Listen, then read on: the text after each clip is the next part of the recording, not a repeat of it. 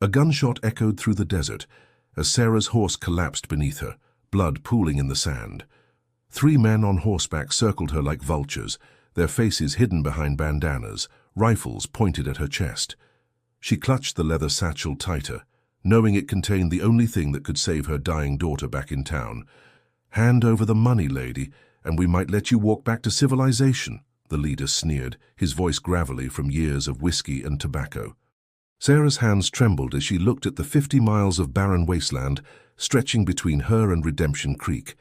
Her daughter Emma lay fevering in the doctor's office, and without the $300 in this bag, there would be no medicine from the traveling physician, no hope.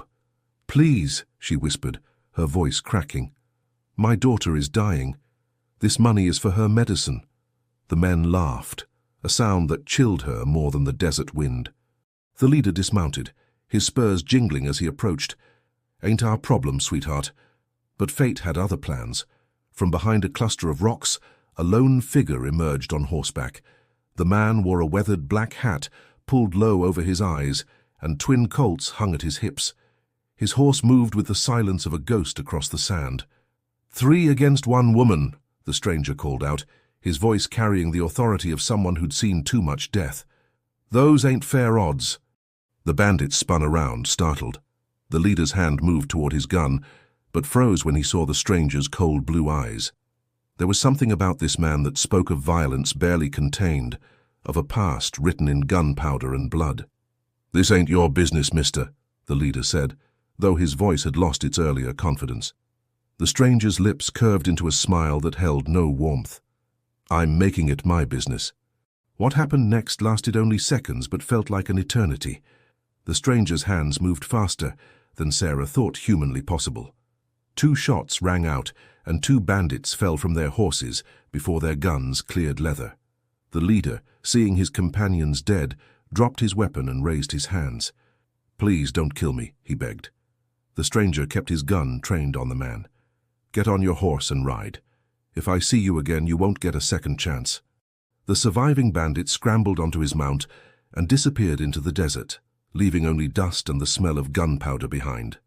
Sarah stared at her savior in amazement. He dismounted and walked to her fallen horse, checking the wound. The animal was beyond help. Without a word, he helped Sarah to her feet and gestured toward his own horse. "Name's Jack Morrison," he said simply. "Looks like you need a ride." "Sarah Mitchell," she replied, still shaking. I don't know how to thank you." Jack's expression softened slightly as he noticed the tears in her eyes. "You mentioned a sick daughter. How far to town?" "Redemption Creek, about 50 miles east." Sarah's voice broke.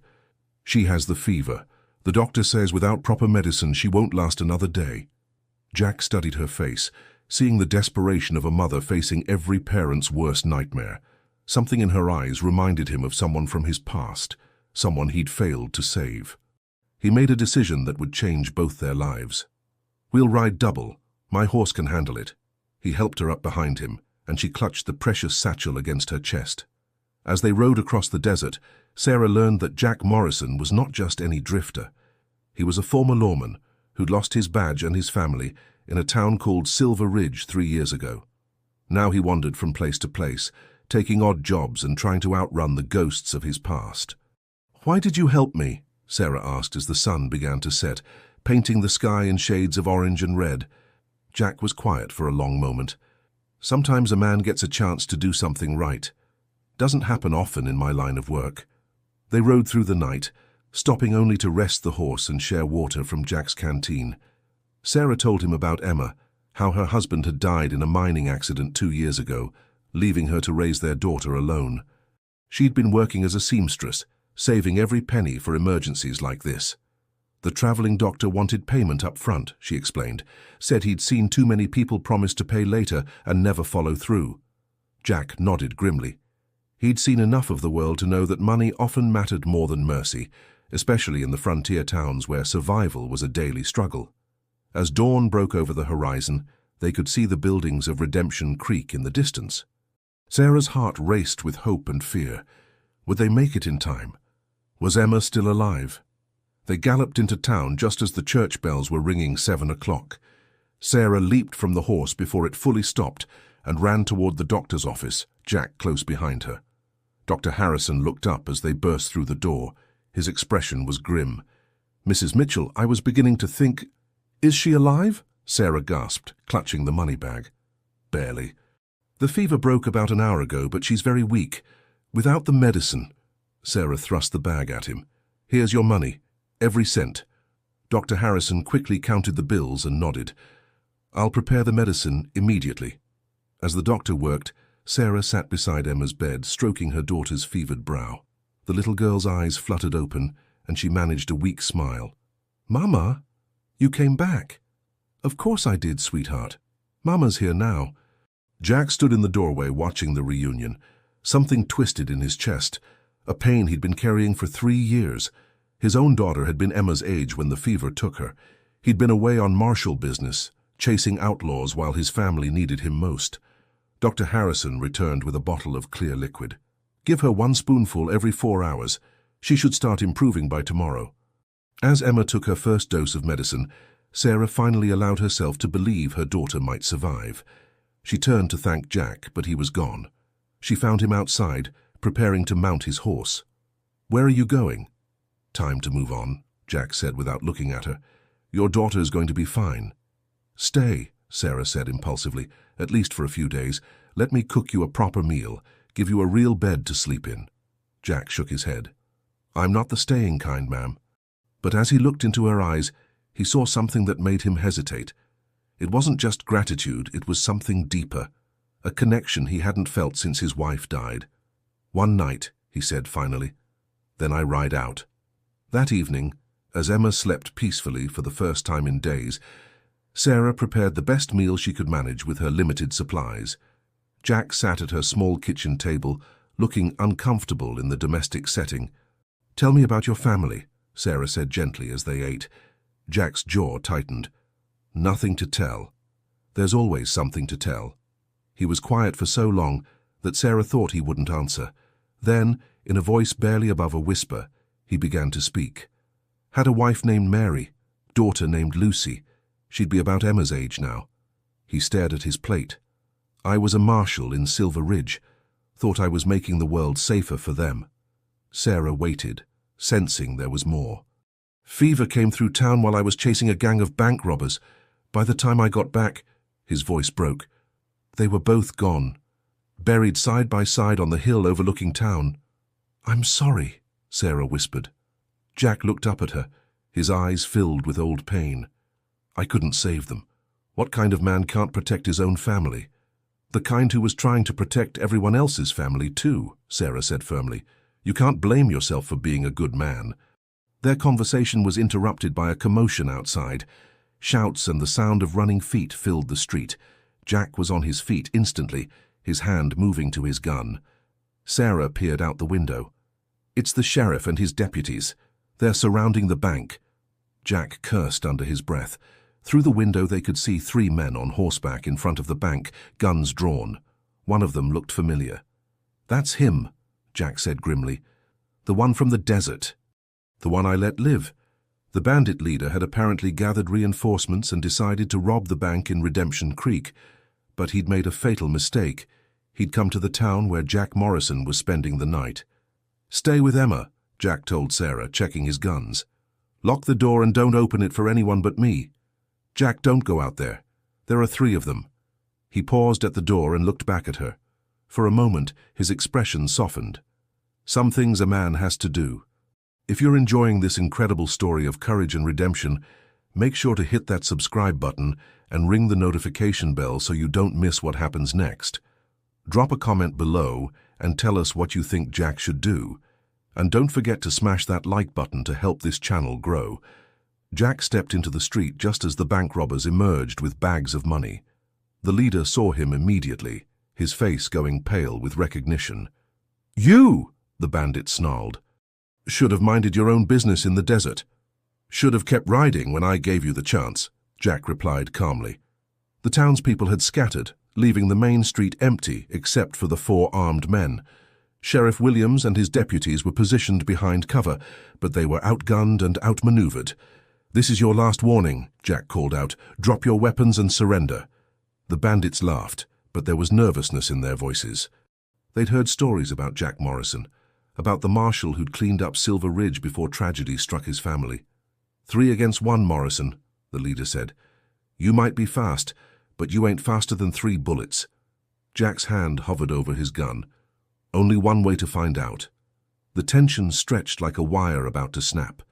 In the doctor's office, Sarah held her breath, watching through the window.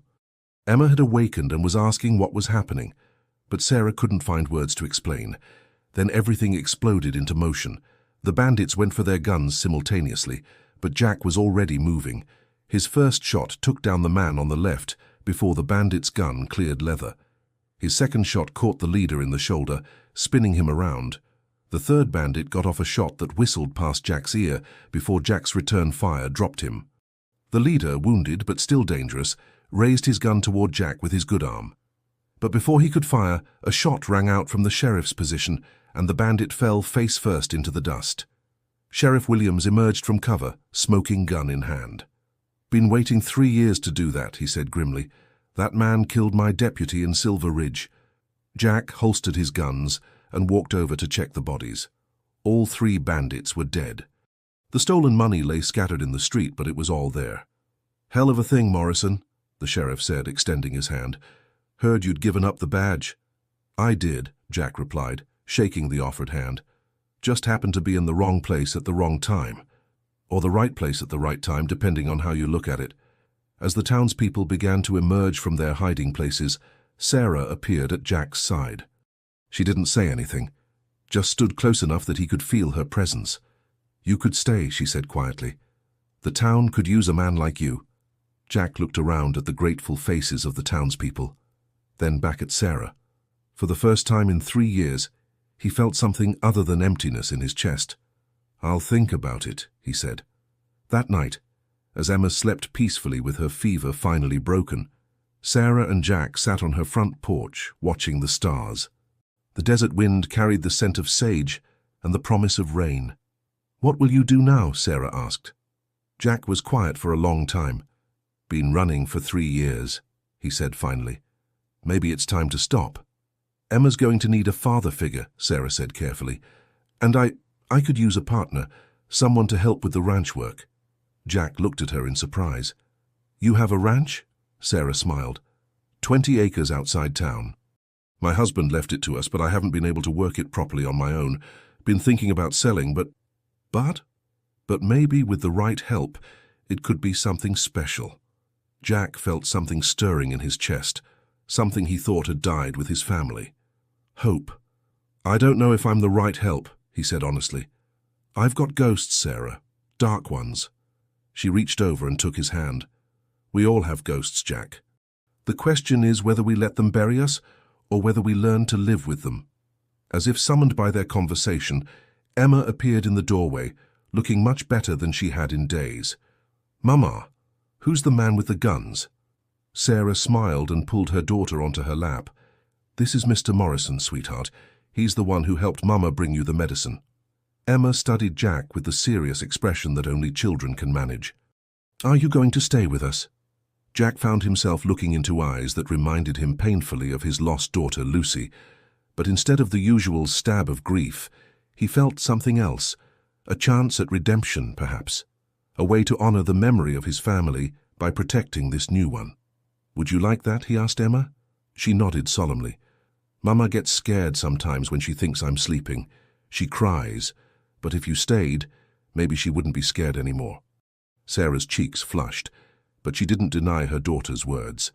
Life on the frontier was hard for a woman alone, especially one with a child to protect. Jack made his decision.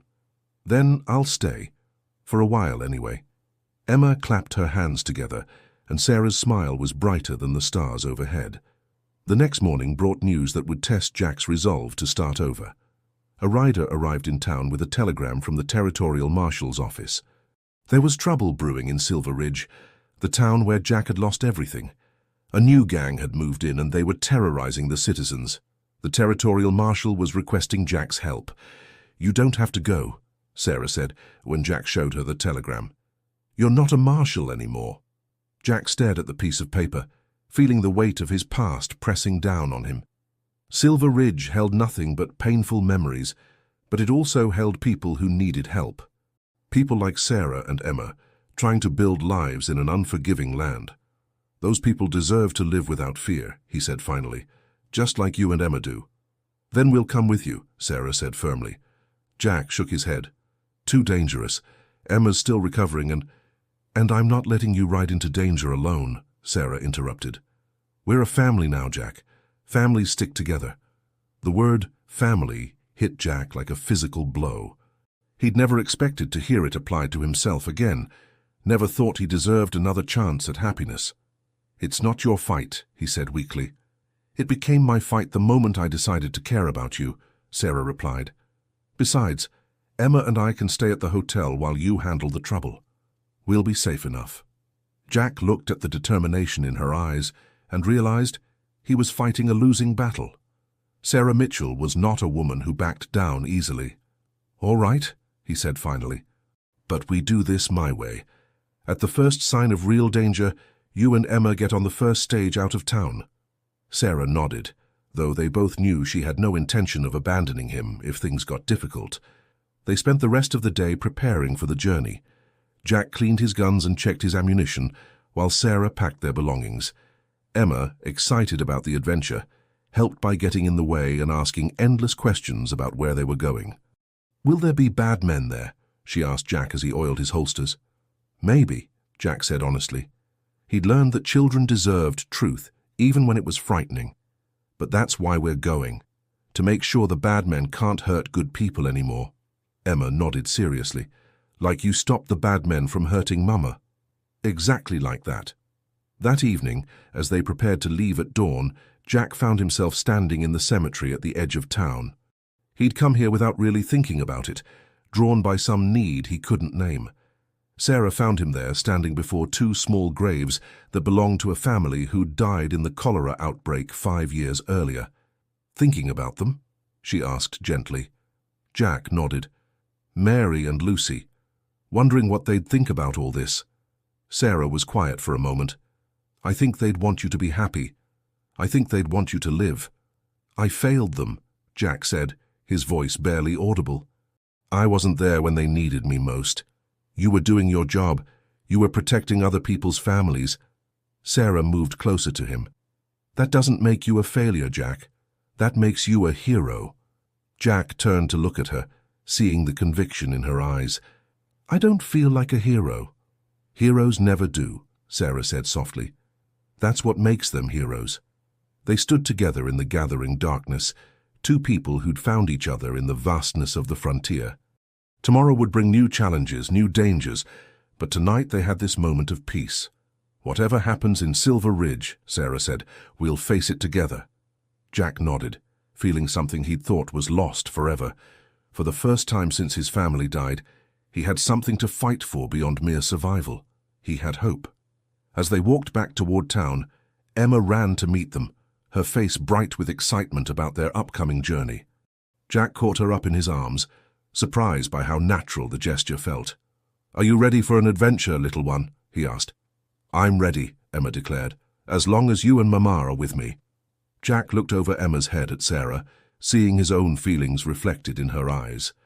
They were a family now, bound together by choice rather than blood, but no less real for that. Tomorrow they would ride toward Silver Ridge and whatever dangers awaited them there.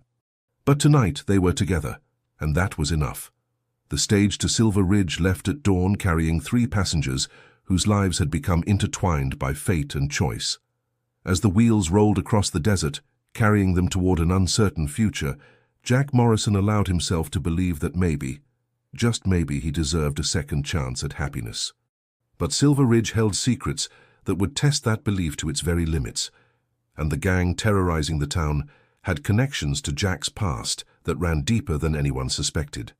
The real adventure was just beginning. The stage rolled into Silver Ridge 3 days later, kicking up clouds of dust that seemed to settle like a shroud over the town. Jack's jaw tightened as familiar buildings came into view, each one carrying memories he'd tried to bury. The general store where Mary had bought fabric for Emma's dresses, the church where they'd been married, the hill beyond town where 2 wooden crosses marked the end of his old life. It's smaller than I expected, Sarah said quietly, studying Jack's tense expression. Emma pressed her face to the window, wide-eyed at the bustling activity. But Jack noticed what Sarah hadn't yet seen: the way people hurried along the boardwalks with their heads down, the way shop owners quickly pulled their children inside when strangers appeared. This wasn't the thriving town he'd left 3 years ago.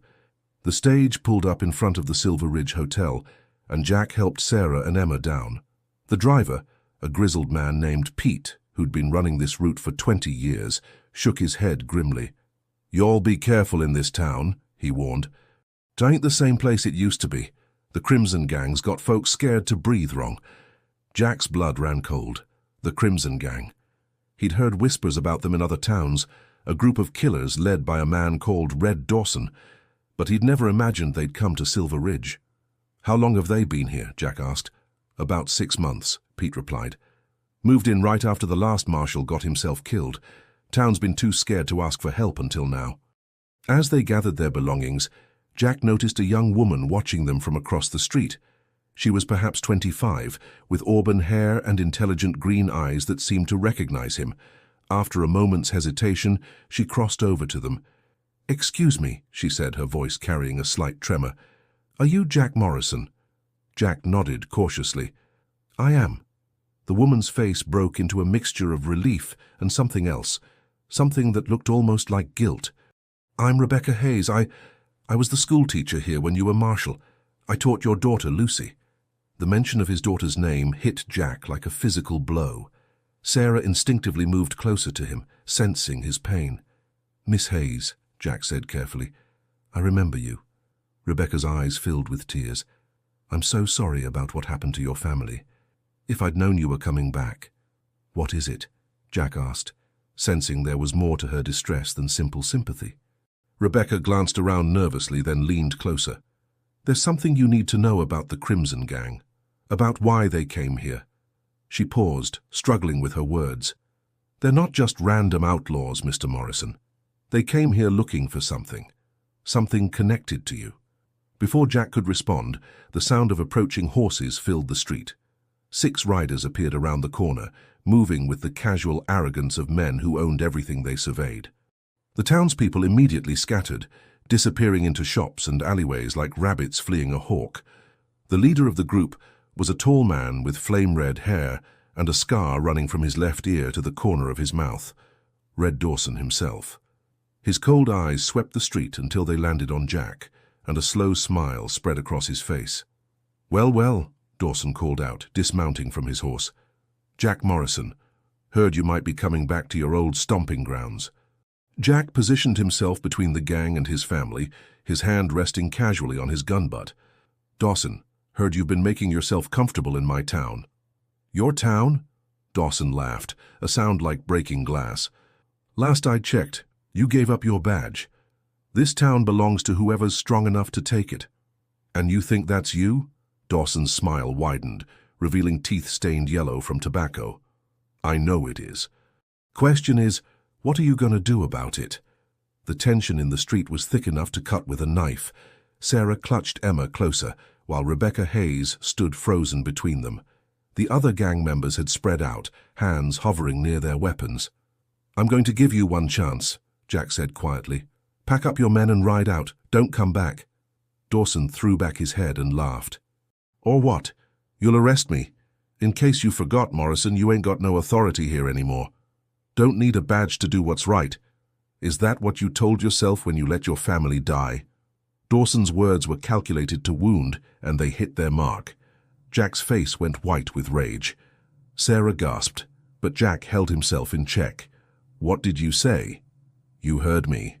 Great lawman Jack Morrison, so busy chasing outlaws that he couldn't even protect his own wife and daughter. Some hero you turned out to be." Jack's hand moved toward his gun, but Sarah's voice stopped him. "Jack, don't. Not here. Not with Emma watching." Dawson noticed the exchange, and his eyes gleamed with malicious interest. "Well, well. Looks like the great Jack Morrison's got himself a new family. How touching." His gaze lingered on Sarah and Emma in a way that made Jack's blood boil. "You stay away from them," Jack warned, his voice deadly quiet. "Or what?" Dawson mounted his horse again, still grinning. "Tell you what, Morrison, you've got until sunset tomorrow to get out of my town. If you're still here after that, well, accidents happen, especially to families." The threat hung in the air like smoke as Dawson and his men rode away, their laughter echoing off the buildings. Jack stood rigid with fury, every instinct screaming at him to go after them. "Jack," Sarah said softly, touching his arm, "we should get inside." He nodded stiffly and helped them gather their bags. Rebecca Hayes followed them into the hotel, her face pale with worry. The hotel lobby was nearly empty, except for a nervous-looking clerk behind the desk. Jack registered them under false names, a precaution that had become second nature during his years of wandering. Once they were settled in their room, Rebecca pulled Jack aside. "There's something else you need to know," she said urgently, "about why the Crimson Gang really came here." Jack listened as Rebecca told him a story that chilled him to the bone. 6 months ago, a dying outlaw had stumbled into Silver Ridge, wounded and delirious with fever. Before he died, he'd rambled about a hidden cache of gold that Jack Morrison had supposedly discovered during his time as marshal. The story had spread, eventually reaching Red Dawson's ears. "But there is no gold," Jack said. "I never found any treasure." "I know that, and you know that," Rebecca replied. "But Dawson doesn't believe it. He's convinced you hid a fortune somewhere in this town, and he's been tearing the place apart looking for it." Jack felt sick. His past had followed him here, bringing danger not just to himself, but to Sarah and Emma, and to the innocent people of Silver Ridge who were suffering because of a lie. "There's more," Rebecca continued. "The dying outlaw, he mentioned something else. He said the gold was connected to the death of your family, that you'd hidden it after they died, planning to come back for it someday." Jack's world tilted. "That's impossible. My family died of fever. There was no gold, no mystery. Just—" He stopped, a terrible thought occurring to him. "What is it?" Sarah asked, seeing his expression. Jack sank into a chair, his mind racing. "There was something. Right before I left town after the funeral, old Doc Peterson gave me a metal box. Said Mary had asked him to give it to me if anything happened to her. I never opened it, couldn't bear to. Just buried it with them and rode away." Rebecca leaned forward. "What do you think was in it?" "I don't know. Letters, maybe. Keepsakes. Mary was always sentimental about things like that." But even as he said it, Jack felt a growing certainty that whatever was in that box, it was the key to everything that was happening now. The question was whether he was brave enough to face the past he'd been running from for 3 years. "So we have to leave," Sarah said firmly. "Tonight. Before Dawson makes good on his threat." Jack looked at her, then at Emma, who was playing quietly with her doll, oblivious to the danger surrounding them. Every rational part of his mind agreed with Sarah. They should run, get as far away from Silver Ridge as possible. But another part of him, the part that had once worn a badge and sworn to protect the innocent, rebelled against the idea of abandoning the town to Dawson's mercy. "I can't," he said quietly. "These people are suffering because of me, because of some lie about gold that doesn't exist. I can't just walk away." "You can and you will," Sarah said fiercely. "I won't let you throw your life away for a town that's already lost." "It's not lost," Jack insisted. "Not yet." Their argument was interrupted by a soft knock at the door. Jack drew his gun and motioned for Sarah to get behind him with Emma. "Who is it?" "Sheriff Williams," came the reply. "From Redemption Creek. I followed you here." Jack opened the door cautiously, surprised to see the lawman standing in the hallway with his hat in his hands. "Sheriff, what are you doing here?" Williams stepped inside, his expression grim. "Got word about the trouble here, figured you might need backup." "This isn't your jurisdiction," Jack pointed out. "Neither was helping you with those bank robbers, but that worked out all right." Williams smiled grimly. "Besides, I got a telegram from the territorial marshal. He's deputizing anyone willing to help clean up this mess." Jack felt a spark of hope. "How many men?" "Just me, for now, but there are others coming. Should be here by tomorrow night." It wasn't much, but it was something. Jack looked at Sarah, seeing the fear and frustration in her eyes. He knew she wanted him to choose her and Emma over his sense of duty, and part of him wanted to do exactly that. "I have to see this through," he said finally, "but I want you and Emma on the next stage out of town." "No," Sarah said flatly. "We're not leaving without you." "Sarah, please, it's too dangerous." "Then don't make it dangerous," she shot back. "Walk away, let someone else be the hero for once." Jack felt torn between his love for this woman and child who'd given him a reason to live again, and his responsibility to the people of Silver Ridge who were suffering because of his past. The decision was taken out of his hands by a commotion in the street below. Shouts and the sound of breaking glass drew them to the window, where they saw Dawson and his men terrorizing a family outside the general store. "That's the Hendersons," Rebecca whispered. "They have 3 young children." Jack watched as Dawson backhanded the store owner, sending him sprawling in the dirt, while his wife screamed and tried to shield their children. The sight of those terrified kids made something snap inside Jack. "That's enough," he said, reaching for his gun belt. "Jack, no," Sarah pleaded. "It's what he wants. He's trying to draw you out." "I know," Jack replied grimly. "And it's working." He strapped on his guns and headed for the door, but Sarah caught his arm. "If you go down there, you might not come back." Jack looked into her eyes, seeing all the love and fear she couldn't hide. "If I don't go down there, I won't be able to live with myself. And neither will you, because that's not the man you fell in love with." Sarah stared at him for a long moment, then slowly released his arm. "Come back to us," she whispered. "I will," Jack promised, though they both knew it was a promise he might not be able to keep. He kissed her quickly, then knelt down to Emma's level. "You take care of your mama while I'm gone, all right?" Emma nodded solemnly. "Are you going to stop the bad men?" "I'm going to try." Jack stood and walked to the door, Sheriff Williams beside him. As they stepped into the hallway, Jack felt the weight of his past and the uncertainty of his future pressing down on him. But, for the first time in 3 years, he also felt something else: purpose. The streets of Silver Ridge were about to run red with blood, and Jack Morrison was walking straight into the heart of the storm.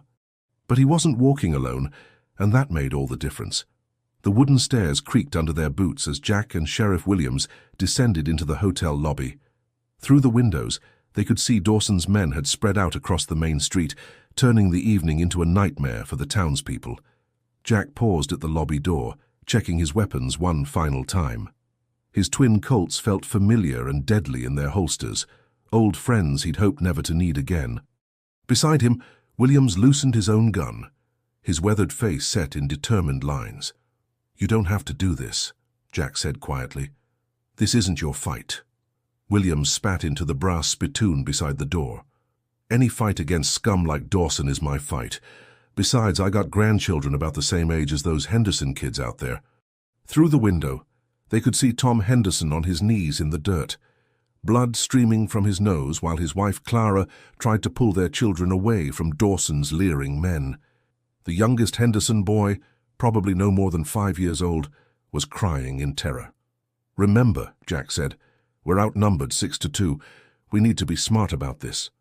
"Smart went out the window the moment they started hurting children," Williams replied grimly. Jack pushed through the hotel doors and stepped onto the boardwalk.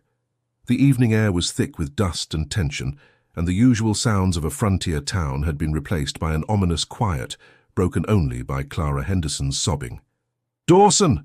Jack called out, his voice carrying clearly across the street. The red-haired outlaw looked up from where he'd been menacing the Henderson family, a cruel smile spreading across his scarred face. Well, well.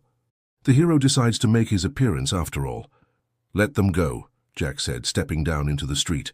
"Your quarrel is with me." Dawson laughed and grabbed young Billy Henderson by the arm, hauling the terrified boy against his chest.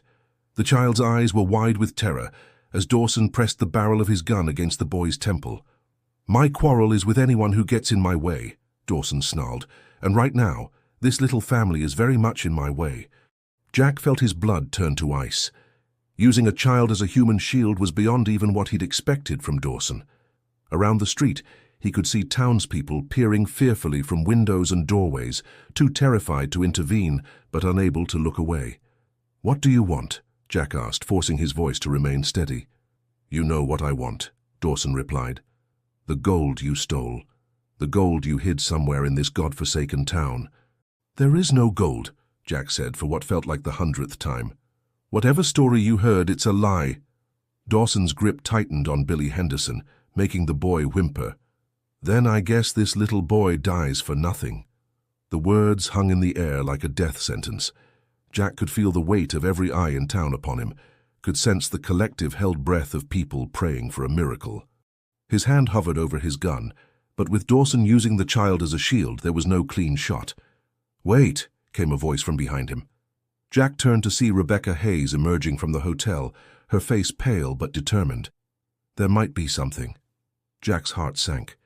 "Rebecca, don't." But the schoolteacher was already walking toward Dawson, her hands raised to show she was unarmed. "Mr. Dawson, if you'll let the boy go, I might be able to help you find what you're looking for." Dawson's eyes narrowed with interest. "Keep talking, schoolma'am." "Before Marshal Morrison left town 3 years ago, I saw him at the cemetery. He was burying something with his family, a metal box of some kind." Jack felt the world tilt around him. Rebecca was telling the truth, but she was also signing death warrants for everyone involved.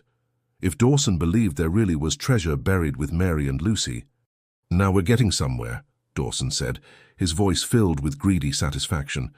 "Where exactly in the cemetery?" "The Morrison family plot," Rebecca replied. "On the hill overlooking town." Dawson's smile was like a knife blade. "Well, well, Morrison. Looks like you've been holding out on me after all." He shoved Billy Henderson away from him, sending the boy stumbling back to his mother's arms. "Change of plans. We're all going to take a little trip to the graveyard." "No," Jack said flatly. "I won't let you desecrate my family's graves." "You don't have a choice," Dawson replied, signaling to his men, "unless you want me to start shooting townspeople until you cooperate." To emphasize his point, one of Dawson's men grabbed Clara Henderson and pressed his gun to her head. Another outlaw did the same with old Pete, the stagecoach driver, who'd been unlucky enough to still be in town. Jack felt trapped in a nightmare. Every option led to innocent people dying, and the graves of his wife and daughter being violated by these animals. But what choice did he have? "All right," he said finally, the words tasting like poison. "But just you and me. Leave the townspeople out of this." Dawson shook his head. "Nice try, but I'm not stupid. You, me, my boys, and anyone else I feel like bringing. We're going to have ourselves a little treasure hunt." As Dawson's men began herding the terrified townspeople toward the cemetery, Jack caught Williams's eye. The sheriff gave him an almost imperceptible nod, understanding passing between them without words. They were going to have to make their move at the graveyard, where there might be more cover and fewer innocent bystanders in the line of fire.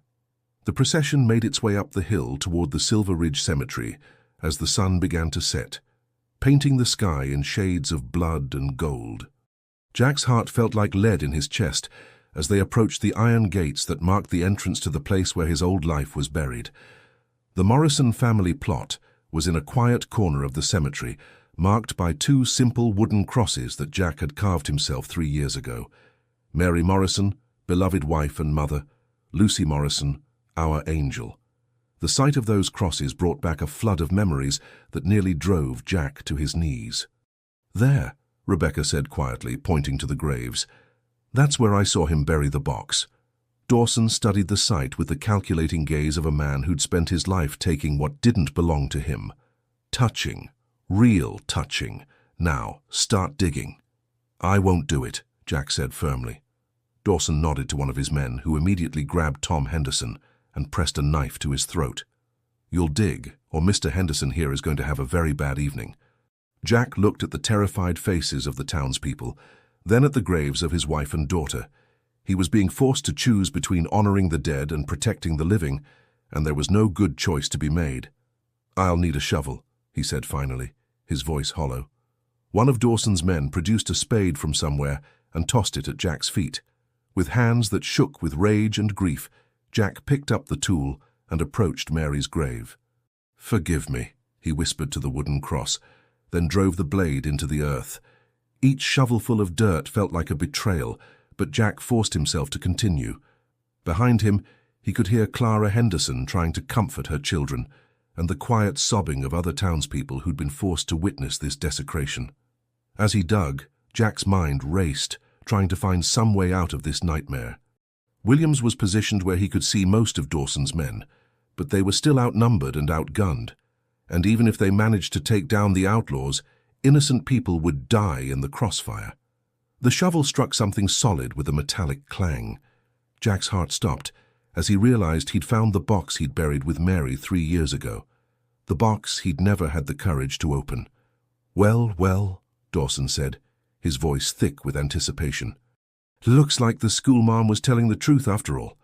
Jack carefully unearthed the small metal strongbox, his hands trembling as he lifted it from the grave. It was smaller than he remembered, maybe 8 inches square and 4 inches deep. Whatever was inside, it couldn't be much. "Open it," Dawson commanded. Jack looked at the simple lock that secured the box, then at the faces of the people depending on him. With a heavy heart, he used the shovel to break the lock and lifted the lid. Inside, nestled in faded blue velvet, were 3 items that made Jack's world collapse around him. A bundle of letters tied with a pink ribbon, a small leather journal with Mary's handwriting on the cover, and a folded piece of paper that looked official, with the seal of the territorial government visible in one corner. Dawson snatched the box from Jack's hands and examined the contents greedily. His face fell as he realized there was no gold, no treasure, just personal mementos of a dead woman. "What is this?" he snarled, holding up the bundle of letters. Jack's voice was barely a whisper. "Love letters. From when we were courting." Dawson threw the letters aside and grabbed the journal, flipping through pages of Mary's careful handwriting. "Recipes and household accounts," he said disgustedly. "What about this?" He held up the official-looking document. Jack took the paper with shaking hands and unfolded it. As he read, his face went white with shock. It was a deed, signed and sealed by the territorial government. A deed granting Mary Morrison ownership of a silver mine located 15 miles north of Silver Ridge. "What does it say?" Dawson demanded. Jack looked up at him, his mind reeling. "It's a mining claim, in my wife's name." The implications hit everyone at the same time. There had been treasure after all, but not gold hidden in town. A silver mine that Mary had somehow acquired before her death, probably as payment for some debt or favor. A mine that Jack had never known existed. Dawson's eyes lit up with renewed greed. "A silver mine. Now we're talking. Where is it?" Jack studied the deed, trying to make sense of the legal language. 15 miles north near Copper Creek. Is it still producing? "I don't know," Jack said honestly. "I never knew it existed until now." Dawson began to pace, his mind working furiously.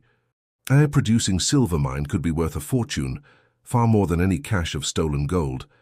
But it also meant his men would have to leave Silver Ridge to claim it, giving the townspeople a chance to escape or fight back. "We'll check it out tomorrow," Dawson decided. "Tonight we celebrate our good fortune." He signaled to his men, who began herding the townspeople back toward town. But as they prepared to leave the cemetery, Jack made a decision that would change everything. "Wait!" he called out. "There's something else you should know about that mine." Dawson turned back, suspicious. "What?" Jack looked at the deed again, then at the faces of the people he was trying to protect. "According to this document, the mine was played out 2 years ago. Abandoned. There's nothing there but empty tunnels and broken dreams." It was a lie, but a convincing one. Jack had no idea whether the mine was still producing or not, but he needed to buy time and reduce Dawson's interest in pursuing it. Dawson's face darkened with rage. "You're lying." "Check for yourself," Jack said, holding out the deed. "It's all there in the territorial records. Mary probably never even told me about it because it was worthless." For a moment, Jack thought Dawson might shoot him on the spot. The outlaw's hand moved toward his gun, and the tension in the cemetery became unbearable. Then Dawson smiled, a cold expression that chilled Jack to the bone. "Nice try, Morrison, but I think I'll check out that mine for myself. And just to make sure you don't try any heroics while I'm gone, I'll be taking some insurance with me." Before Jack could react, Dawson nodded to his men. 2 of them grabbed Sarah and Emma, who had somehow followed the group to the cemetery despite Jack's orders to stay at the hotel. "No!" Jack lunged forward, but found himself staring down the barrels of 4 guns. Now," Dawson said mockingly. "No need to get excited. Your new family will be perfectly safe as long as you behave yourself. Think of them as my guests while I investigate this mine of yours." Jack felt his world crumbling around him. Once again, his past had reached out to destroy the people he loved. Once again, he was helpless to protect his family. But this time, he wasn't going to run away when it was over. This time, he was going to make sure Red Dawson paid for every tear, every moment of terror, every violation of innocence. This time, Jack Morrison was going to war. Are you on the edge of your seat? This story is just getting started, and the twists are going to blow your mind. Smash that subscribe button and hit the notification bell so you don't miss a single moment of this incredible tale. Drop a comment and let us know what you think Jack should do next.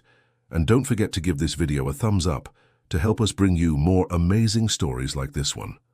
The ride to Copper Creek took most of the next day, with Dawson's gang moving in a loose formation across the desert landscape. Jack rode in the middle of the group, his hands bound, but his eyes constantly searching for any opportunity to escape or fight back. Behind him, Sarah and Emma shared a horse with one of Dawson's men, a cruel-faced outlaw named Snake who seemed to take pleasure in their fear. Every few miles, Jack would catch Sarah's eye and try to convey reassurance he didn't feel. Emma had stopped crying hours ago, but her small face was pale with exhaustion and terror. The sight of his adopted daughter's suffering filled Jack with a cold rage that burned brighter with each passing mile. "Pretty country out here," Dawson commented as they crested a ridge overlooking a valley dotted with abandoned mining equipment. "Shame it's all going to be mine soon." Jack studied the landscape below, noting the rusted machinery and collapsed wooden structures that marked failed mining operations.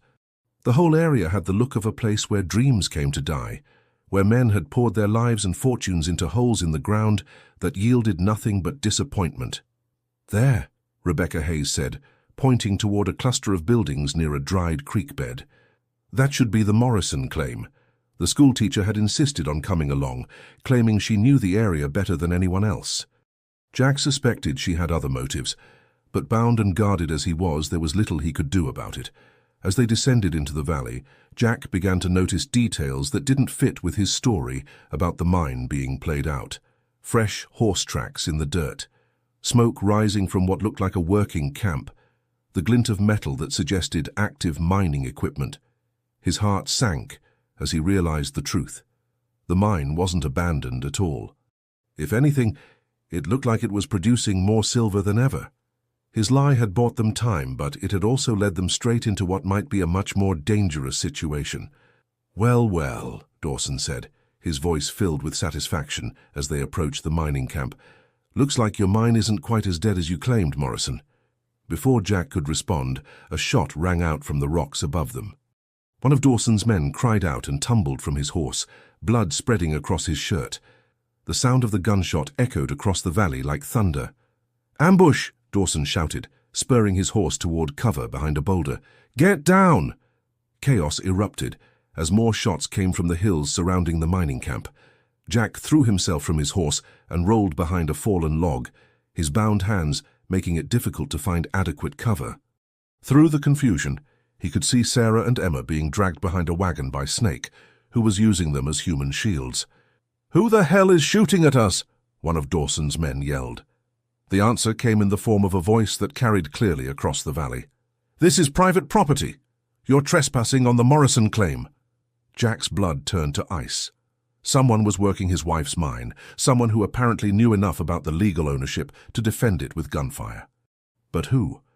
And how had they known about a claim that even Jack himself had only discovered yesterday? "Morrison!" Dawson shouted from behind his boulder. "You set us up." "I don't know who that is," Jack called back, and for once he was telling the absolute truth. Another volley of shots peppered the ground around them, and Jack could see muzzle flashes from at least 4 different positions in the rocks above. Whoever was defending the mine, they were well armed and knew the terrain. "Come out with your hands up," the voice called again. "You've got 10 seconds before we start shooting to kill."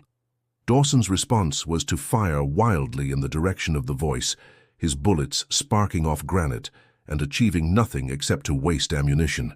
"I ain't surrendering to nobody!" Jack used the distraction to work at the ropes binding his wrists. The knots were tight, but desperation gave him strength. If he could get free, maybe he could reach Sarah and Emma before this situation got completely out of hand. 5 seconds, the voice warned. "Wait!" Rebecca Hayes stood up from behind the wagon where she'd taken cover, her hands raised high. "Don't shoot. I'm Rebecca Hayes, the schoolteacher from Silver Ridge." The shooting stopped abruptly. After a moment, the voice called back, "Miss Hayes, what are you doing out here with these men?" "It's complicated," Rebecca replied. "But there are innocent people here, a woman and child who've been taken hostage." Jack managed to loosen one of the knots and felt the rope around his wrists begin to give way. As he worked, he studied the positions of Dawson's remaining men. Snake was still behind the wagon with Sarah and Emma. 2 other outlaws had taken cover behind rocks on the far side of the camp. Dawson himself was maybe 30 feet away, reloading his rifle. "I'm coming down," the voice announced. "Anyone makes a hostile move and my boys will cut you down." A figure emerged from the rocks above, moving with the careful confidence of someone who knew he had the advantage. As the man came closer, Jack got his first clear look at him and felt another shock of recognition. It was Tom Bradley, a former deputy who'd worked under Jack during his time as Marshal of Silver Ridge. Bradley was older now, his hair gone gray and his face weathered by years of hard living, but there was no mistaking the steady gaze and determined set of his jaw. "Tom," Jack called out, finally freeing his hands from the ropes. "Tom Bradley?" Bradley's eyes widened as he spotted Jack among the group of outlaws. "Jack Morrison? What in the hell are you doing here?" "It's a long story," Jack replied, slowly standing with his hands visible. "But right now, we need to get these people to safety." Bradley's gaze swept over the scene, taking in Sarah and Emma behind the wagon, Rebecca Hayes standing with her hands raised, and Dawson's men crouched behind various pieces of cover. His expression hardened as he realized what he was looking at. "Red Dawson," he said, his voice filled with disgust. "Should have known you'd turn up eventually." Dawson's laugh was bitter. "Bradley. Still playing lawman, I see. Too bad you ain't got no jurisdiction out here." "Don't need jurisdiction to protect what's mine," Bradley replied. Jack felt another piece of the puzzle click into place. "You're working the mine?" Bradley nodded. "Been running it for 2 years now. Your wife left instructions with her lawyer before she died. If anything happened to her, and you never came back to claim it, the mine was to be operated by someone she trusted, someone who'd make sure any profits went to help the people of Silver Ridge." The revelation hit Jack like a physical blow. Even in death, Mary had been thinking of others, making sure her unexpected inheritance would benefit the community that had been their home. And he'd been too consumed with grief and guilt to even know about it. "That's real touching," Dawson snarled, "but I got legal claim to this mine now. Morrison signed it over to me." "Like hell I did," Jack shot back. "You gave me that deed," Dawson insisted. "That makes me the legal owner." Bradley's expression didn't change. "The deed you're talking about was made out to Mary Morrison. When she died, ownership passed to her husband. When Jack disappeared, it passed to the trust she established. You got no claim here, Dawson." The standoff stretched taut as a wire. Dawson's men were outnumbered and outgunned, but they still had hostages. Bradley's miners controlled the high ground, but they couldn't risk a full assault with innocent people in the line of fire. It was Snake who broke the stalemate by pressing his gun against Emma's head. "Enough talking. We're walking out of here, and the woman and kid are coming with us. Anyone tries to stop us, the little girl dies." Jack felt something snap inside him. For 3 years he'd been running from his failures, drowning in guilt over his inability to save his first family. But he wasn't going to lose another daughter to violence and greed. "Let her go," he said, his voice deadly quiet. Snake laughed. "Or what? You ain't even armed." Jack smiled, and there was something in that expression that made Snake take an involuntary step backward. "I don't need a gun to kill you." Before anyone could react, Jack was moving. He'd spent 3 years wandering the frontier, and those years had taught him things that his time as a marshal never had.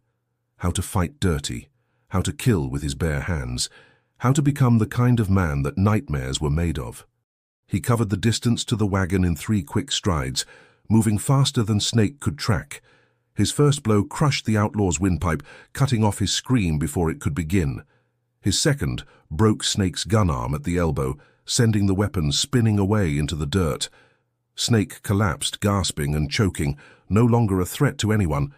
Jack scooped up Emma in one arm and pulled Sarah against him with the other, shielding them both with his body as chaos erupted around them. Dawson and his remaining men opened fire. But Bradley's miners were ready for them. The valley filled with gun smoke and the thunder of rifles as the two groups exchanged volleys. Jack dragged his family behind a pile of mining equipment, using the metal machinery as cover. "Are you hurt?" he asked Sarah, checking her for wounds. She shook her head, tears streaming down her face. "We're okay, but Jack, I was so scared." "I know," he said, holding her close. "I know, but it's over now." But even as he said the words, Jack knew they weren't true. The shooting was dying down, and he could hear Bradley shouting orders to his men. When the smoke cleared, they'd find that Dawson had escaped in the confusion, along with at least one of his men. "Jack," Bradley called out, "you folks all right over there?" "We're fine," Jack replied, helping Sarah and Emma to their feet. "What about Dawson?" Bradley's expression was grim. "Got away. Him and that kid with the yellow hair. But we got the other two." Jack looked around the mining camp, taking in the bullet holes and bloodstains that marked the brief but violent battle. Two of Dawson's men lay dead in the dirt, while Snake writhed in agony beside the wagon, his throat and arm both clearly broken. "He'll be back," Jack said with certainty. "Dawson doesn't give up easy." "Let him come," Bradley replied. "We'll be ready for him." But Jack knew it wouldn't be that simple. Dawson was wounded now, both in pride and in manpower. That would make him more dangerous, not less. A cornered animal was always the most vicious. As the sun began to set over the valley, painting the sky in shades of red and gold, Jack held his family close and tried to plan their next move. The mine was safe for now, but Silver Ridge was still under Dawson's control. And somewhere out there in the gathering darkness, a very angry outlaw was planning his revenge. The war was far from over. If anything, it was just beginning. That night, as they sat around a campfire in the mining camp, Bradley filled Jack in on everything that had happened since he'd left Silver Ridge 3 years ago. The mine had been more productive than anyone had imagined, yielding enough silver to fund improvements throughout the town. A new school, a proper doctor's office, even plans for a railroad spur that would connect Silver Ridge to the main line. "Mary would have been proud," Bradley said, poking at the fire with a stick. "She always said this town had potential, just needed someone to believe in it." Jack stared into the flames, thinking about the woman he'd loved and lost. "I should have been here, should have known about all this." "You were grieving," Sarah said softly, sitting beside him with Emma asleep in her lap. "No one blames you for that." "Dawson does," Jack replied, "and he's not wrong. If I'd stayed, if I'd been the marshal this town needed." "If you'd stayed, you never would have met us," Sarah pointed out, "and Emma and I would probably be dead in that desert." Jack looked at her, seeing the truth in her eyes. Life was a series of choices and chances, and sometimes the worst moments led to the best outcomes. His failure to save his first family had led him to this second chance at happiness. "What happens now?" Rebecca asked. She'd been quiet since the shooting, clearly shaken by the violence she'd witnessed. "Now we go back to Silver Ridge," Jack said firmly, "and we finish this." Bradley shook his head. "Jack, you got a family to think about now. Let me and my boys handle Dawson." "It's not your fight, Tom." "It became my fight when he threatened innocent people," Bradley replied. "Besides, I got 20 good men here, all armed and ready. Dawson's down to maybe 3 or 4 followers. The odds are in our favor." Jack considered this. Bradley was right about the numbers, but he was wrong about one crucial thing. This wasn't about odds or tactics or even justice. This was personal. Dawson had made it personal when he'd threatened Sarah and Emma, when he'd desecrated Mary and Lucy's graves, when he'd turned Silver Ridge into a place of fear. "I appreciate the offer," Jack said finally, "but this is something I have to do myself." Sarah's grip tightened on his arm. "Jack, please, don't do this. Don't throw away what we have for revenge." "It's not about revenge," Jack said, though he wasn't entirely sure that was true. "It's about making sure Dawson never hurts anyone else. As long as he's alive, as long as he's free, people like you and Emma will never be safe." The conversation was interrupted by the sound of approaching horses. Bradley and his men immediately reached for their weapons, but the riders who emerged from the darkness were wearing badges. 3 territorial marshals, led by a tall man with steel-gray hair and eyes like chips of flint. "Evening," the lead marshal said, dismounting from his horse. "I'm Marshal Kane. Got word there was trouble out here." Bradley stepped forward. "Tom Bradley. I sent word to your office about the situation in Silver Ridge. Kane nodded. That's why we're here. Red Dawson's wanted in 3 territories for murder, robbery, and worse. Time someone put an end to his career. Jack felt a mixture of relief and disappointment. Part of him had been looking forward to facing Dawson alone, to settling their score with iron and lead. But another part of him, the part that loved Sarah and Emma, was grateful that professionals were taking over. Where is he now? Kane asked. Headed back to Silver Ridge, most likely, Bradley replied. He's got maybe 3 men left and he's wounded. Kane studied the mining camp, taking in the signs of recent battle. Anyone hurt on your side? No serious injuries, Bradley said, but Dawson took hostages earlier, a woman and child. They're safe now, but he threatened to kill them. Kane's expression hardened. That changes things. Threatening civilians makes this a federal matter. He turned to Jack. You're Morrison, aren't you, the former marshal? Jack nodded. I am. Heard good things about you. Also heard you gave up your badge after your family died. That's right. Kane was quiet for a moment, studying Jack's face in the firelight. How'd you like to get it back? The offer hung in the air like smoke. Jack felt Sarah's eyes on him, felt the weight of the decision pressing down on his shoulders. Taking the badge again would mean accepting responsibility, not just for his own family, but for everyone in Silver Ridge. It would mean putting himself in harm's way, risking the happiness he'd found with Sarah and Emma. But it would also mean having the authority to end Dawson's reign of terror once and for all. What exactly are you offering? Jack asked. Temporary commission as a territorial marshal, Kane replied. Full authority to arrest or eliminate Red Dawson and his gang. The job ends when Dawson's either in custody or in the ground. Jack looked at Sarah, seeing the fear and resignation in her eyes. She knew what his answer would be before he said it. I accept, Jack said quietly. Kane reached into his coat and pulled out a silver badge, its surface gleaming in the firelight. Then by the authority vested in me by the territorial government, I hereby commission you as a United States Marshal, with all the rights and responsibilities thereof. Jack took the badge, feeling its familiar weight in his palm. It had been 3 years since he'd worn a star, 3 years since he'd sworn to protect and serve. But as he pinned the badge to his shirt, he felt something he hadn't experienced in a long time. Purpose. What's the plan? He asked Kane. Simple.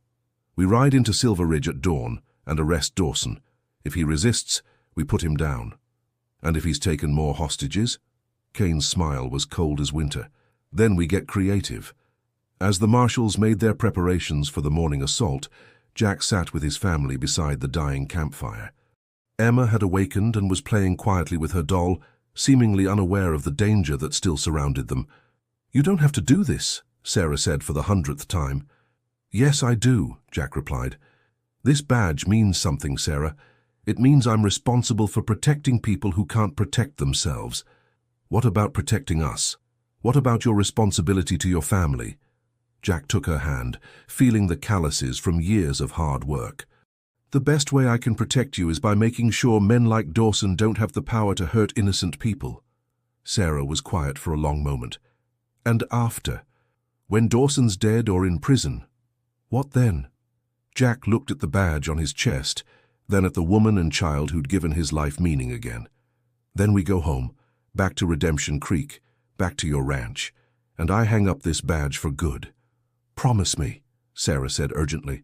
Promise me this is the last time. Jack met her eyes, seeing all the love and fear she couldn't hide. I promise. But even as he said the words, Jack wondered if he'd be able to keep that promise. The badge felt right on his chest, felt like something he'd been missing without knowing it. And somewhere in the back of his mind, a voice whispered that men like him were never really allowed to retire from the war between good and evil. Dawn was still hours away, but Jack could already feel the weight of the coming battle settling on his shoulders. Tomorrow would bring violence and blood, and there was no guarantee that any of them would survive to see another sunset. But for tonight, he had his family beside him and a star on his chest. For tonight, that was enough. The first light of dawn was painting the eastern sky pink when the marshals rode out of the mining camp, heading back toward Silver Ridge. Jack rode beside Kane, the temporary badge heavy on his chest, while Sarah and Emma followed in a wagon, driven by one of Bradley's men. The plan was simple: Surround the town, locate Dawson, and end his reign of terror once and for all. But as they crested the ridge overlooking Silver Ridge, Jack's blood ran cold. Smoke was rising from several buildings in town, and even from a distance they could see bodies lying in the street. "Son of a bitch," Kane muttered, spurring his horse forward. "He's burning the place down." They galloped into town to find a scene from hell. The general store was in flames, the church had been ransacked, and at least 6 townspeople lay dead in the dirt. The survivors huddled in whatever shelter they could find, their faces marked by terror and despair. Dr. Harrison emerged from his office, his clothes stained with blood. "Marshal Morrison, thank God you're here." "What happened?" Jack demanded, dismounting from his horse. "Dawson came back around midnight," the doctor replied. "Said if he couldn't have the mine, he'd make sure nobody else could enjoy its benefits. He's been systematically destroying everything the mine money built." Jack felt sick. This was his fault. If he'd killed Dawson in the desert instead of letting him escape, these people would still be alive. "Where is he now?" Kane asked. Dr. Harrison pointed toward the center of town. "The saloon. He's got Mayor Peterson and his family barricaded inside with him. Says he'll kill them all if anyone tries to stop him." Jack studied the saloon, noting the broken windows and the rifle barrels protruding from the upper floor. Dawson had chosen his fortress well. It commanded a view of the entire main street and had multiple escape routes. "How many men does he have left?" Kane asked. 3, maybe 4, the doctor replied. "But they're well armed and desperate." Kane turned to his fellow marshals. "Williams, take the back. Rodriguez, cover the side streets. I'll take the front with Morrison." "Wait," Jack said. "Let me try talking to him first. Maybe I can get him to release the hostages." Kane shook his head. "Too dangerous. Man like Dawson doesn't negotiate." "Maybe not," Jack agreed. "But those are innocent people in there. If there's any chance of getting them out alive." Kane studied Jack's face, then nodded reluctantly. 5 minutes. "If he doesn't surrender, we go in shooting." Jack walked slowly down the main street, his hands visible and away from his guns. The morning sun cast long shadows between the buildings, and the only sound was the crackling of flames from the burning store. "Dawson!" he called out when he was 50 feet from the saloon. "It's over! Come out and face me!" A window on the second floor opened, and Dawson's scarred face appeared. "Well, well, if it isn't the great Jack Morrison come to save the day." "Let the hostages go," Jack said. "Your quarrel is with me." Dawson laughed, a sound like breaking glass. "My quarrel is with this whole damn town. You people think you're so much better than me, so much more civilized. Well, let's see how civilized you are when I start throwing bodies out the window." To emphasize his point, Dawson grabbed Mayor Peterson and shoved him toward the window. The older man's face was bloody and his hands were tied behind his back. "Please," Peterson gasped. "I have grandchildren." "Should have thought of that before you sent for the marshals," Dawson snarled, pressing his gun to the mayor's head. Jack felt his control slipping. Every instinct screamed at him to draw his guns and end this, but with innocent lives at stake, he had to try a different approach.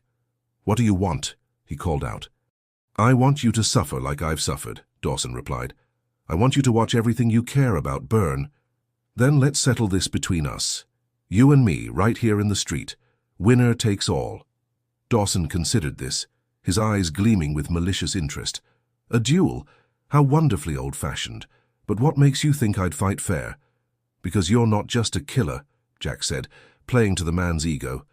"You're Red Dawson, the fastest gun in 3 territories. Prove it." For a moment, Jack thought Dawson might actually accept the challenge. Then the outlaw's expression shifted, becoming even more cruel. "Nice try, Morrison, but I got a better idea." He disappeared from the window, and a moment later, a small figure was pushed out onto the saloon's balcony. Jack's heart stopped. It was Emma. Somehow, in the chaos of their escape from the mining camp, Dawson had managed to recapture his adopted daughter. The little girl stood on the balcony, tears streaming down her face, while one of Dawson's men held a gun to her head. "Now we're going to play a different game," Dawson called out. "You got exactly 1 minute to throw down your guns and surrender. If you don't, the little girl takes a very long fall." Jack felt the world tilt around him. History was repeating itself in the cruelest possible way. Once again, He was faced with the choice between his duty and his family. Once again, an innocent child's life hung in the balance. But this time he wasn't going to fail. "All right," he called out, slowly reaching for his gun belt. "You win." "Jack, no!" Kane shouted from his position down the street. "Don't do it!" But Jack was already unbuckling his guns, letting them fall to the dust. As he did, he caught Emma's eye and gave her the slightest of nods. It was a signal they'd practiced during their journey, a way of telling her to be ready to duck or run. "Smart man," Dawson said, appearing on the balcony beside Emma. "Now walk forward slowly." Jack began moving toward the saloon, his mind racing. He'd given up his guns, but he wasn't defenseless. 3 years of wandering had taught him other ways to kill, and he'd hidden a knife in his boot that Dawson's men had missed when they'd searched him. "That's far enough," Dawson said when Jack was 20 feet from the building. "Now, let's talk about what happens next." "Let the girl go," Jack said. "You've got me. That's what you wanted." Dawson's smile was like a knife blade. "Oh, but I want so much more than that. I want you to watch her die, just like you watched your first family die. I want you to know that you failed again." Jack felt something cold and deadly settle in his chest. "If you hurt her, I'll kill you with my bare hands." "You'll try," Dawson agreed. "But first, you're going to kneel in the dirt like the failure you are." Jack looked up at Emma, seeing the terror in her young eyes. But he also saw something else: trust. Despite everything that had happened, she still believed he would save her. He wasn't going to let her down. "All right," Jack said, slowly sinking to his knees. "You win." But as he knelt, his hand moved to his boot, fingers closing around the handle of the hidden knife. It was a desperate plan, but it was the only chance he had. Dawson raised his gun, savoring the moment of victory. "Any last words, Morrison?" Jack looked up at him, and his voice was steady as granite. "Yeah, duck, Emma." The little girl immediately dropped to the balcony floor, just as Jack's knife flew through the air with deadly accuracy. The blade caught Dawson in the throat, cutting off his triumphant laugh and sending him stumbling backward. The outlaw holding Emma tried to swing his gun toward Jack, but Kane and the other marshals were already moving. Gunfire erupted from multiple directions as the lawmen stormed the saloon. Jack rolled to his feet and sprinted toward the building, scooping up his fallen guns as he ran. He burst through the saloon doors just as the last of Dawson's men fell. Their reign of terror finally ended. He found Emma on the stairs, shaken but unharmed. She ran into his arms, and he held her close, feeling the terrible fear finally begin to fade. "It's over," he whispered into her hair. "It's finally over." Outside, the people of Silver Ridge began to emerge from their hiding places, blinking in the morning sunlight like survivors of a long nightmare. The town was damaged, but it would rebuild. The dead would be mourned, but the living would go on. And Jack Morrison, temporary marshal and permanent father, would hang up his badge and go home to the woman who'd given him a second chance at happiness. The war was over. Love had won. You've just witnessed one of the most incredible tales of courage, redemption, and love ever told. If this story moved you, if it made you believe in second chances and the power of family, then you absolutely must hit that subscribe button right now. This channel is dedicated to bringing you the most amazing, heart-pounding stories that will keep you on the edge of your seat. Ring that notification bell so you never miss a single upload, because trust me, you don't want to miss what's coming next. And please take a second to smash that like button and leave a comment telling us what you thought of Jack's incredible journey. Your engagement helps us create more of these unforgettable stories. Thank you for being part of our community, and remember, sometimes the greatest adventures begin when we think our story is over.